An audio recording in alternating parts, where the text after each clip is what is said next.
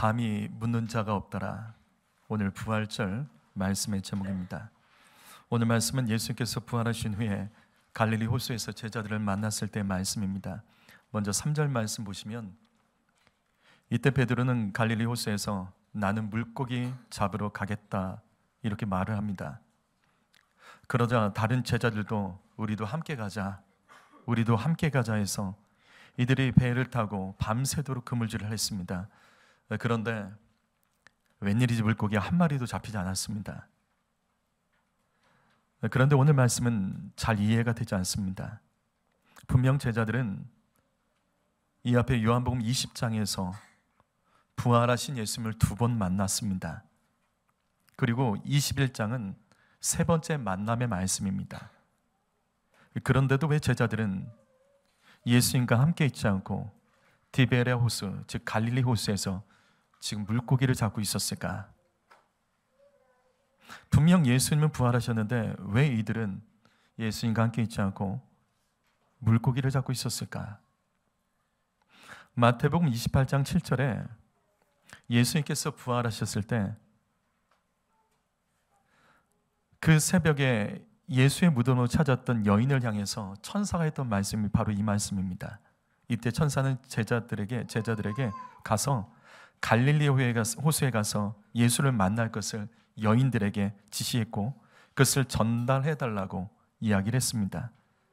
그래서 그들은 그것을 전달받고 지금은 갈릴리 호수에 예수님을 기다리고 있었던 겁니다. 그런데 얼마를 기다렸는지 잘 모르겠습니다. 며칠 날 만나고자 한 것도 아니고 몇 시에 만나자고 한 것도 아니기 때문에 아마 이들은 오랜 시간을 기다렸던 것 같습니다. 그런 가운데 다시 요한복음 21장 3절 말씀, 한참을 기다리다가 지친 베드로가 이렇게 말합니다. 나는 물고기나 잡으러 가련다. 그러자 다른 제자들도 그래, 우리도 함께 가자. 그리고 배를 타고 나가서 물고기를 잡으려 했지만 밤새도록 아무것도 잡지 못했습니다. 그리고 그 다음날 날이 밝았을 때 4절과 5절 말씀을 보시면 이같이 밤새도록 헛수고하던 제자들을 향해서 드디어 예수님이 나타나셨습니다. 그런데 주님은 제자들의 눈을 가리셨기 때문에 제자들은 예수님인 것을 알아보지 못했습니다. 그리고 주님은 제자들에게 물고기를 얼마나 잡았는지 물어보셨고 제자들은 한 마리도 못 잡았다고 대답을 합니다. 그리고 익숙한 장면이 펼쳐지죠. 6절 말씀 읽겠습니다. 읽습니다. 시작.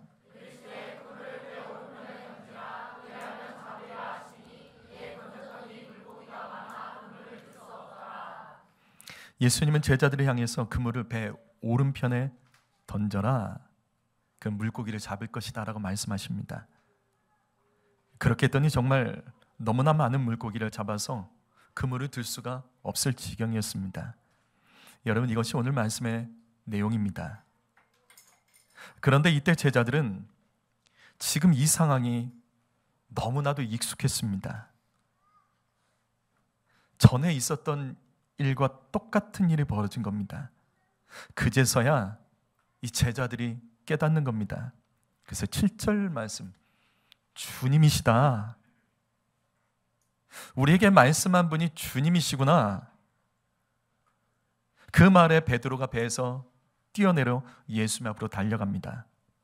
성도 여러분, 지금 이 말씀은 우리에게 매우 익숙한 말씀입니다. 왜냐하면 이 말씀이 복음서에 한 번 더 나오기 때문이에요. 누가복음의 전반부에 동일한 사건이 있었습니다. 누가복음 5장 1절에서 11절 말씀을 보게 되면 오늘 말씀과 똑같습니다. 부활하신 예수님이 갈릴리 해변에서 제자를 만난 상황과 똑같은 말씀이 기록되어 있습니다. 우선 누가복음 5장 1절에서 11절 말씀과 오늘 말씀에 비교해 보면 제자들이 밤새도록 그물질을 했지만 고기를 한 마리도 잡지 못한 것이 똑같은 내용입니다. 그리고 이때 예수님께서 제자들에게 나타나셔서 어떻게 하면 물고기를 잡는지 가르치셨고 그랬더니 물고기를 잡게 됩니다. 이때도 그들은 주님의 명령대로 순종하여 많은 물고기를 잡았습니다. 그리고 베드로가 역시 뛰쳐나가 주님 앞에 엎드립니다. 오늘 말씀과 누가복음 5장에 기록된 이 내용이 같습니다. 근데 약간의 차이가 있다면 밤새도록 수고하고도 고기를 잡지 못한 제자들을 향해서 예수님께서 하신 명령만 다를 뿐이지 다 똑같습니다. 누가복음 5장 4절에서는 깊은 데로 가서 그물을 던지라라고 말씀하셨고, 오늘 말씀에서는 배 오른편에 던져라, 이 차이만 있을 뿐 말씀의 내용은 똑같습니다. 자, 그렇다면 질문을 할까요? 오늘 말씀의 제자들은 왜 사람 낚는 어부에서 예수님이 부활하셨는데도 다시 물고기 낚는 어부로 돌아갔을까요? 이들은 왜 이 선택을 할 수밖에 없었을까요? 주님을 왜 간절히 기다리지 못했을까요? 그것은 그들에게 있는 죄책감 때문입니다. 마가복음 14장 50절을 보시게 되면 제자들은 예수님이 십자가의 현장에 잡혀가실 때 다 도망쳤다라고 기록되어 있습니다. 특별히 절대적으로 믿음이 좋을 것 같았던 베드로도 예수님을 부인하고 부인 차원이 아니라 저주를 합니다. 그래서 더 이상 부끄러워서 주님을 만날 면목이 없었던 거예요. 그리고 예수님이 부활하신다는 말씀도 이들은 믿지 않았습니다. 이렇게 주님의 제자들은 여러 가지 죄책감 때문에 거룩한 꿈과 비전, 그 모든 것을 다 잃어버렸습니다. 그래서 예수님을 기다리다가 오래 기다리지 못하고 원래 어부로 돌아갑니다. 그런데 재미있는 것은 원래 어부의 자리로 돌아갔지만 여전히 물고기를 잡지 못하고 있었다는 거예요. 왜 제자들은 이때도 실패했을까? 전에도 실패했고 왜 이때도 실패했을까? 그 원리는 간단합니다. 하던 일을 끝맺지 않고 다른 일을 한다고 성공하겠습니까? 그럴 수도 있겠죠. 그러나 신앙에서는 절대로 이런 법칙이 통하지 않습니다. 반드시 그 과정을 뛰어넘지 못하면 앞으로 새로운 일을 할 수 없습니다. 넘어야 된다고요. 그렇다면 좀 더 구체적으로 제자들은 왜 그때도 과거처럼 이때도 과거처럼 물고기를 잡지 못했을까? 제자들이 물고기를 잡지 못한 이유가 무엇일까? 그것은 과거에도 동일하고 지금도 동일합니다. 자신들의 고집과 어리석음을 버리지 않았기 때문입니다. 그래서 6절 말씀이 굉장히 재미있습니다. 배 오른편에 그물을 던져라.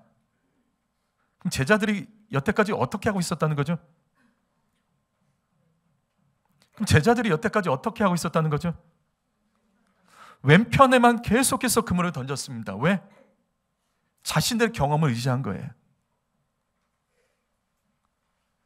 자신들의 경험을 의지해서 왼편에만 계속해서 똑같이 이렇게 하면 될 거야 고집을 부리며 경험을 의지하여 그물을 던졌던 겁니다. 지쳐있는 제자들, 죄책감 속에서 하나님을 붙들 의지마저 꺾여있는 제자들, 그래서 그들은 다시 과거의 방식으로 돌아가는 삶을 선택했습니다. 하지만 여전히 이때도 실패했습니다. 밤새도록 분명히 수고했지만 또 실패합니다. 그래서 주님이 말씀하십니다. 이제 그만하고 오른편에 던져라. 그리고 그 말씀에 순종했을 때 드디어 성공합니다. 그리고 10절 말씀, 제자들은 예수님과 함께 육지에 가서 잡아온 물고기로 아침 식사를 합니다. 성경은 이때 예수님과 제자들의 만남이 얼마나 즐거운 축제의 날인지 이 부분을 좀 더 자세히 기록합니다. 11절 말씀 보면 성경은 이때 잡은 물고기에 대해서 아주 상세하게 기록합니다. 큰 물고기가 153마리랍니다. 여러분, 여기서 큰 물고기라는 단어에서 크다라는 단어가 헬라어로 뭔지 아세요? 여러분이 다 아시는 단어예요. 여기 크다라는 단어, 큰 물고기의 크다라는 단어가 헬라어로 뭔지 아십니까? 메가톤입니다. 메가톤. 무슨 말이에요? 이 153마리 물고기는 쪼잔한 물고기가 아니에요. 메가톤급 큰 물고기입니다.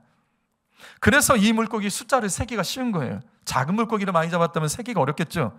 큼직큼직했기 때문에 세기도 쉬웠습니다. 153마리. 그래서 오늘 말씀은 기쁨의 현장입니다. 예수님이 부활하셨고 그 부활하신 주님과 다시 만나서 함께 식사를 하고 메가톤급의 큰 물고기를 풍성하게 잡았기 때문에 기쁨과 즐거움의 축제의 현장입니다. 하지만 성경은 이때의 분위기를 이렇게 기록합니다. 12절 말씀 있습니다. 시작.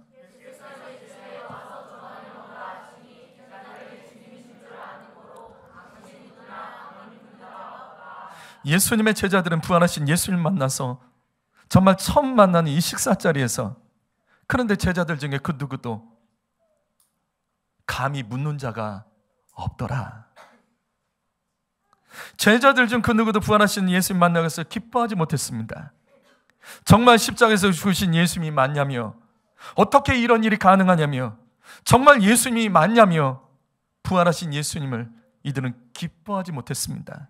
그래서 아무 말도 못하고 감히 묻는 자가 없더라. 분명 오늘 말씀의 현장은 기쁨의 현장입니다. 모든 것이 풍성했죠.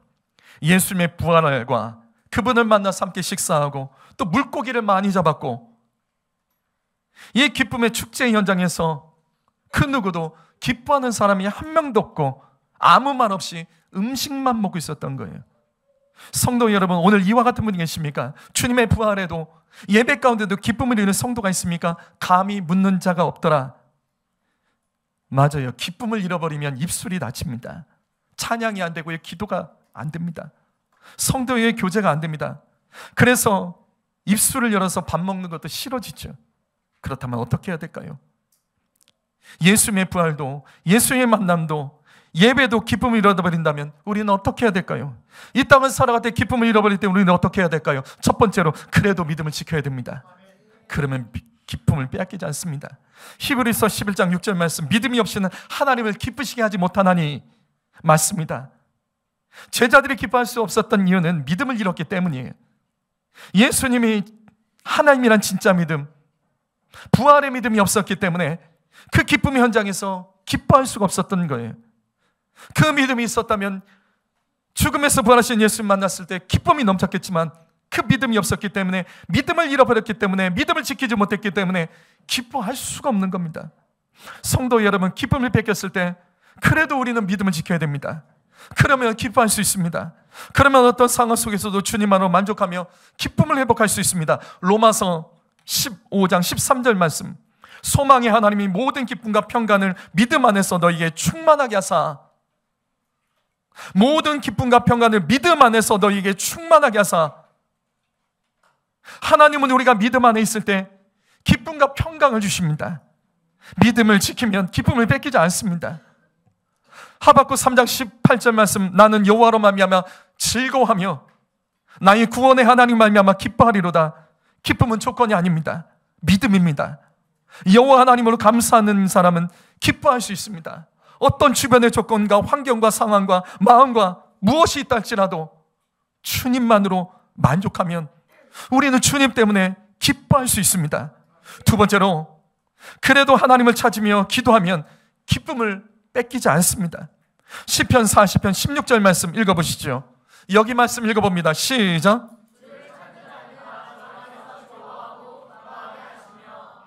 하나님을 찾는 자에게 주님은 즐거움과 기쁨을 주신다라고 말씀하십니다. 오늘 말씀의 제자들을 보십시오. 그들은 낙심되고 삶의 소망과 방향을 잃었을 때 하나님을 찾지 않았어요. 물고기를 찾았습니다. 과거의 삶으로 돌아갔습니다. 배를 타고 물고기 잡는 일을 선택했습니다. 그래서 제자들은 부활하신 예수님을 만났고 주의 도움으로 그 많은 큰 물고기를 잡았지만 기뻐할 수가 없는 거예요. 감히 묻는 자 없이 침묵밖에 할 수 없었던 거예요. 기쁨과 소망을 빼앗겼기 때문입니다. 주님을 찾지 않았기 때문입니다. 바로 이겁니다. 기도하며 주님을 찾으면 기쁨을 회복할 수 있습니다. 기도하며 하나님의 위로를 기도하면 하나님의 위로를 받고 하나님의 뜻을 깨닫습니다. 이 세상의 모든 일들은 우연이 아니에요. 하나님은 감당할 만한 시험만 허락하십니다. 하나님이 하시는 모든 일은 반드시 기쁨입니다. 당장은 어렵고 눈물 나고 한숨 나고 기분 나쁘고 괴로울지라도 하나님을 찾으면 우리 안에 놓고 있는 것과 하나님의 특별한 계획들, 너는 내게 부르짖으라 내가 알지보다는 크고 은밀한 일을 내게 보이리라. 부르짖으면 하나님의 크고 은밀한 계획을 주님은 보여주심을 믿습니다. 그래서 기도하면 기쁨을 빼앗기지 않습니다. 세 번째로, 죄는 기쁨을 빼앗습니다. 회개하고 돌아설 때 기쁨이 회복됩니다. 시편 5편 4절 말씀, 주는 죄악을 기뻐하는 신이 아니시니 악이 주와께 머물지 못하며. 맞습니다. 하나님은 죄악을 기뻐하지 않습니다. 그래서 죄는 우리의 삶에 기쁨을 빼앗습니다. 죄는 하나님을 아프게 하기 때문에 우리의 삶을 아프게 하고 괴롭게 하고 잠 못 자게 하고 불안하게 만듭니다. 맞습니다. 죄는 절대적으로 우리의 기쁨을 빼앗습니다. 그래서 빨리 회개하고 돌아서야 되는 겁니다. 시편 51편 8절 말씀 읽어봅니다. 있습니다. 시작.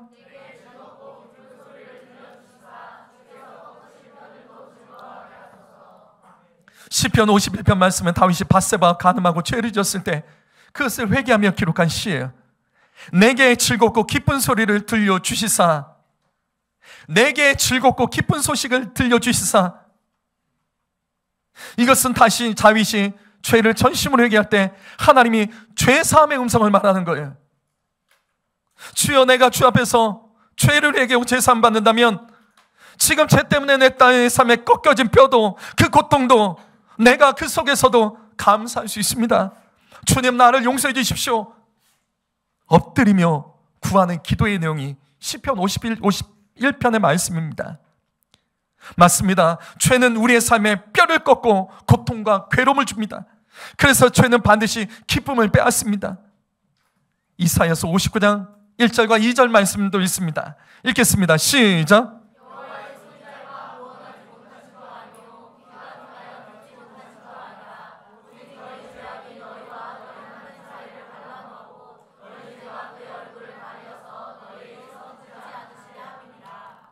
죄는 우리와 하나님 사이를 갈라놓고 주님을 만날 수 없게 하고 우리의 간절한 간구도 주님이 듣지 못하게 합니다.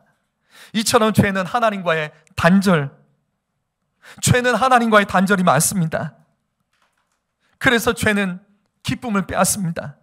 빌립보서 4장 4절 말씀, 주 안에서 항상 기뻐하라. 내가 다시 말하노니 기뻐하라. 주 안에서 기뻐하려면 다른 것 없어요. 회개해야 됩니다. 주 안에 있으려면, 우리가 주 안에 있으려면 죄와 싸우고 회개해야 됩니다. 죄는 하나님과 함께 할 수 없습니다. 죄는 하나님의 지지를 받을 수 없습니다. 그래서 주 안에서 살아간다는 것은 날마다 우리의 죄를 회개하는 삶입니다. 성경에는 작은 죄라는 구절은 없습니다. 작은 죄는 세상에 없어요. 성경에 큰 죄라는 구절은 있어도 작은 죄는 없습니다. 죄는 작은 것이 없다는 거예요. 사소한 것도 크게 다루지 못하면, 큰 죄로 다루지 못하면 더 큰 죄로 사로잡혀 고통당하는 것을 우리에게 가르치는 거예요. 다시요, 죄는 하나님과의 단절입니다. 고통입니다. 그래서 철저히 회개하며 엎드리지 않으면 우리는 이 땅에서 살 수 없습니다. 마지막 네 번째로, 어떤 말씀이라도 기뻐해야 됩니다. 그러면 우리는 기뻐할 수 있습니다. 시편 119편 162편 말씀을 우리가 읽습니다. 시작.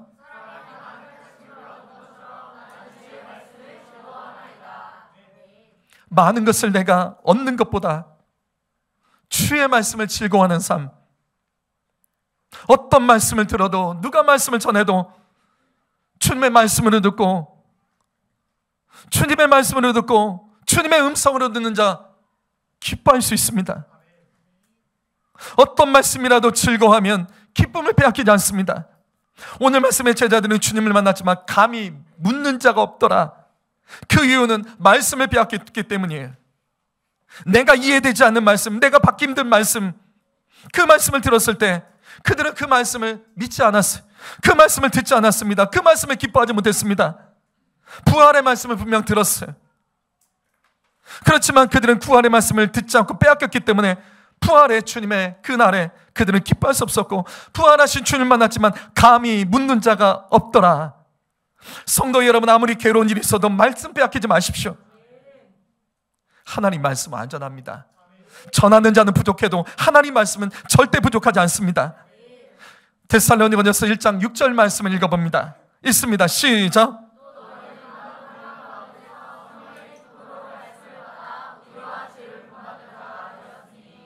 성령의 기쁨으로 말씀을 받아. 성령 충만한 사람은 어떤 상황에도 말씀을 기쁨으로 받습니다. 말씀을 기뻐하는 자가 성령 충만한 자입니다. 내 환경과 처지가 어떠해도 주님의 말씀이 선포될 때 기쁨이 회복되는 사람이 진짜 성령 충만한 사람입니다. 오늘 말씀 마무리합니다. 다시 12절 말씀 보시면 오늘 말씀을 통해서 이 제자들은 주님을 만났을 때 누구 하나 기뻐할 수 없었습니다. 기쁨의 형장 153마리의 물고기를 잡고 부활하신 예수님 만났지만 그 누구도 침묵할 수밖에 없었던 그때, 우리는 오늘 말씀을 통해서 왜 기쁨을 빼앗겼는지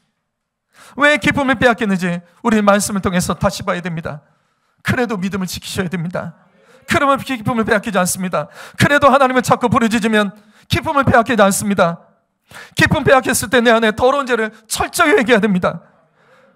그래도 내가 듣는 말씀을 기뻐할 줄 안다면 우리는 어떤 상황 속에서도 기쁨을 가지고 주님만으로 만족하며 살아갈 수 있습니다.